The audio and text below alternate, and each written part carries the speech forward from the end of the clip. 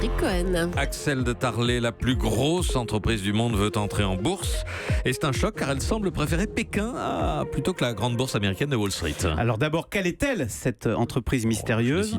Alors aujourd'hui, la plus grande entreprise du monde, c'est Apple. Valeur boursière, 800 milliards de dollars. Là, celle-ci vaut quasiment 3 fois plus. On parle d'une valeur boursière de 2000 milliards de dollars. Ça fait plus que Apple, Google et Facebook réunis. Et donc cette entreprise, c'est Aramco, c'est la compagnie pétrolière d'Arabie Saoudite.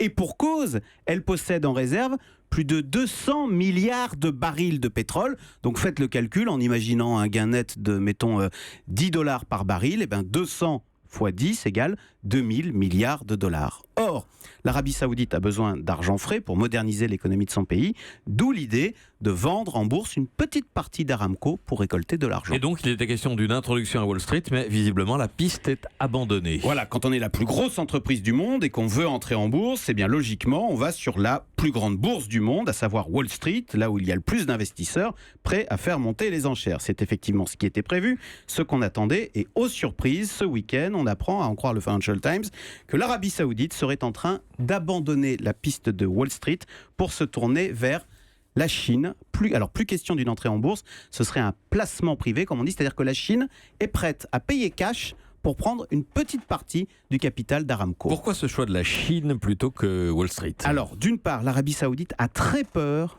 de la justice américaine, avec un procureur à New York qui, au nom des liens avec les attentats du 11 septembre, serait capable d'infliger à l'Aramco une amende astronomique. Et puis sur le plan du business, maintenant, c'est en Chine que ça se passe. La Chine qui est devenue le premier importateur au monde de pétrole. Donc oui, c'est une grosse claque. La plus grosse entreprise du monde, 2000 milliards de dollars, est en train de snobber Wall Street pour lui préférer la Chine.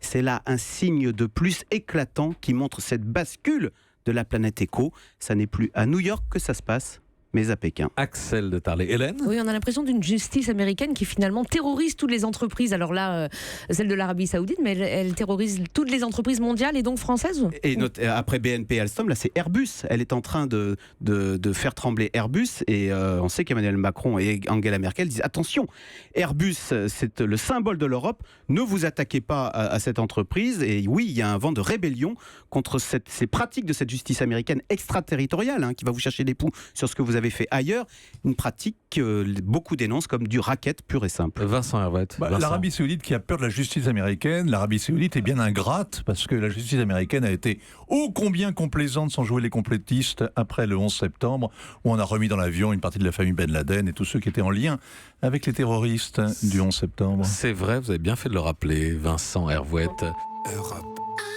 Europe 1.